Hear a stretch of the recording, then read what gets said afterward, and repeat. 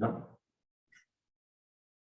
How's it going, guys? Happy New Year. This is the first episode of the MIU in 2022, episode number 12 of the Mortgage Intelligently University, guys. The purpose of this episode is to impart, on to you guys knowledge about things that come up in the mortgage business or scenarios in the mortgage business in regards to education that we can help you guys understand and do better out there. So today we're going to talk about solar panels. Solar panels, although they're amazing at what they do, can throw a monkey wrench into a closing, into a transaction. And Ray's going to talk to you guys about some common pitfalls with solar panels and financing a home. Ray, take it away. Yeah, sure. So solar panels are sort of, coming up more now than they were in the past, we've noticed, right? So, previously in the, warm weather states, California, Sunbelt states, Florida, and so on, it was more common. But now, states in the Midwest, Mid-Atlantic, we're starting to see more solar panels or transactions that have solar panels, right? So, and what happens in those situations is that the realtors, both listing agents and buyer agents, aren't as familiar on how to handle those, properties or transactions with solar panels. So, a lot of times what happens is a lender will not find out unless the lender is, knows about it right up front, by it being disclosed by one of the lending partners. A lender won't know that a property even has solar panels on it until they receive a title report. And that can come 2 to 3 weeks, from the time they start the lending process, from the time they do the pre-approval process for the borrower. So what are the obstacles that this causes? All right, so you guys may know solar panels, can be transferred or most of the times are paid for on a monthly basis. They're typically leased, right? And that lease has a monthly payment, and that monthly payment is a debt, just like any other debt. But during the transaction, that debt is being paid by the seller. So once a lender finds out that the property indeed has solar panels on it, that then becomes transferred to the buyer. Okay. Now, in situations where debt to income ratio is not a problem, it's not that big of a deal, right? It's just that we have to rework the loan, submit it back to underwriting. The only problem there is we're finding this out sometimes 2 to 3 weeks in, right? So sometimes we may need an extra week in order to rework the file. However, when the debt to income ratios are not, or I should say don't have so much give or are tight, right? Now that can create a problem. Now, because now we have a new debt that the buyer has to take on. We submitted a pre-approval for that buyer, not knowing there were solar panels on this property. So how's this handled? So you basically have really one option, right? The one option is that the borrower typically would have to pay for the balance of that lease at closing, or the seller has to pay for the balance of the lease at closing. That's the only way to avoid that payment. And just like any other debt, if a borrower has a particular debt that's costing them, it may be a car payment, credit card debt that's causing them not to qualify, we can ask the borrower to pay that particular debt off at closing from their proceeds. So in this case, many times, throughout the loan process, once we find out that there is a solar panel, that loan needs to be re-underwritten once again. Okay, so it's super important for your realtor partners out there to notify your lender whether or not there is a solar panel on the property. Part of today's episode was really to just draw attention to this because it's being avoided, or not, I guess not necessarily avoided, but it's, if it's, you don't know what you don't know, right? Unnoticed. It's right. So, if you guys know that a property has a solar panel, you have to let your lender know right up front to prevent any issues down the road. Okay.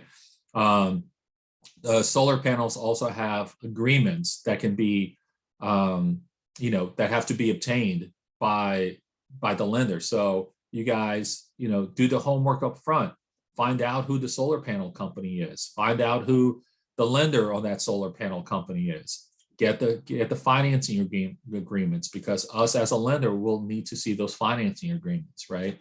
To see what the terms are, the payment, the terms on, and who's responsible for those payments. So just try to, get up all that stuff up front. It'll help the process of the transaction go a lot smoother. It'll also help with closing on time. So that's sort of, a general broad stroke of, working with solar panels. And we say this, and Amir and I want to talk about this today, because, we've seen situations where, hey, look, the buyer may not have the money in their bank account to pay that lease off, right? So then now what? You're a week away from closing, and the debt to income ratio, adding an extra $300 a month for those solar panels has that borrower's debt to income ratio exceed guidelines. Now, what do you do, right? So you have to go back and renegotiate the terms with the seller. Maybe the sellers pay for it, right? Maybe you get gift funds, but we have to really do our due diligence up front in order to avoid any issues during this process. Were you going to say something, Amir? Yeah, I was just going to mention to you or to our audience, guys, that solar panels, like Ray said, one of the issues with it is, hey, we just have to calculate the correct figure. There's, usually solar panels are leased. Some could be bought out, but majority of them, I think that I've come across with, and I think as a company that we come across with, they're leased. So when solar panels are leased, that does become an obligation, right? That we have to account for. Now, what we also try to do our homework right in the beginning, right? So as lenders, we're only able to see comments on the MLS or things of that nature, or on an online platform like a Zillow or a Redfin. Some agents don't put in facts about the solar. Some agents do, and sometimes we get a heads up on that. But the process that you mentioned, Ray, sometimes it takes 2 or 3 weeks to find out. I just want to clarify that for our audience. It really depends what state you're in, right? So we lend on the West Coast, we lend on the East Coast, and somewhere in the middle as well too, right? There's a difference between escrow states and non-escrow states. So non-escrow states, which is, I would want to say, just if I, like you said, draw it with a broad stroke, everything east of the Mississippi would be a wet state, and everything west of the Mississippi would be an escrow state. In escrow states, guys, we know the title work, we usually get it within 2 or 3 days, so we're able to be out ahead of this. On the eastern seaboard, where we generally lend all the way from New Jersey, Delaware, all the way down to Florida, we cover the entire eastern seaboard. Title work takes 2 or 3 weeks. It's a little bit different than how escrow states work. So yeah, we're finding out on day number 21, when the title attorney sends us the title work, that there is a solar panel. What needs to happen? Fortunately, maybe DTI works, maybe those things work, but now we need to get subordination agreements from these vendors, right? And a subordination agreement, guys, is just that finance company agreeing to have their lien behind our lien, because us as a lender, we're not writing, second position to a solar panel lien on the property. We have to be first. As your lender, we're the first lien on the property. So we have to get those subordination agreements from them. That takes time, and that agreement needs to get to the attorney, and the attorney needs to record it when the transaction's over. So it's very important that if you are a buyer and you're walking into these homes, immediately, if you're asking for a pre-approval for that property, and this is the reason why in our company, we don't give you boilerplate pre-approvals. We give you property specific pre-approvals just so you could avoid a scenario like this. right? Because you may qualify for a $500,000 house, but you may not qualify for a $500,000 house that's got 1,000 square feet of solar panels that cost $400 a month, right? Now you're above guidelines, as Ray mentioned. So if you see that you want a house, you want that property specific pre-approval from Ray, myself, or any of our team members, and you know it's got a solar panel, hey, clue us in immediately, because finding out on week number 3 will cause you a lot of heart pain, will cause us a lot of heart pain, and it could delay the transaction. And it's always costly delaying contracts that have, closing dates in mind. Absolutely. Yeah. So just to, it doesn't necessarily, kill the transaction, right? But what makes it not approved, but it's now we have to, sort of work with the sellers. And, I've come across situations where, the homeowner fortunately did have the funds available to be able to pay it off at closing. I've also come across situations where they didn't have the funds available to pay it off at closing, right? And sometimes, unfortunately, it doesn't work out because the debt to income ratio is just too high. The sellers aren't willing to pay for it, right? And the buyers don't have the funds to pay for it. So, at that point, it becomes, the debt to income ratio is too high. You can't provide financing on it, right? So it becomes a transaction that's, we did a pre-approval on, everyone was happy about it. The buyers are looking forward to moving in and buying the property. Sellers are looking forward to selling the property, but we just can't move forward. It's literally a roadblock. So, super important, guys listening out there, to let your lender know if there are solar panels on the property, because it can become a major roadblock down the road.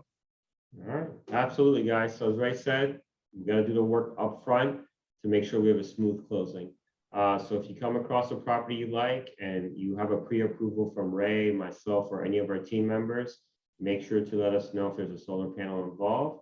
And again, we always will shepherd you to closing. We'll find a solution, but we just need to know what we're dealing with up front. All right, guys, thank you so much. Episode number 12. We're excited about 2022. We're going to deliver a lot of informative webinars and videos to you guys in the coming year, and hopefully allow you to mortgage intelligently. That's our motto. We've trademarked that. We believe in it. Financial literacy is important to us. It's important to our families. It's important to our community. So keep watching, please. All right. Everyone have a Yes, great take time. care. Take care.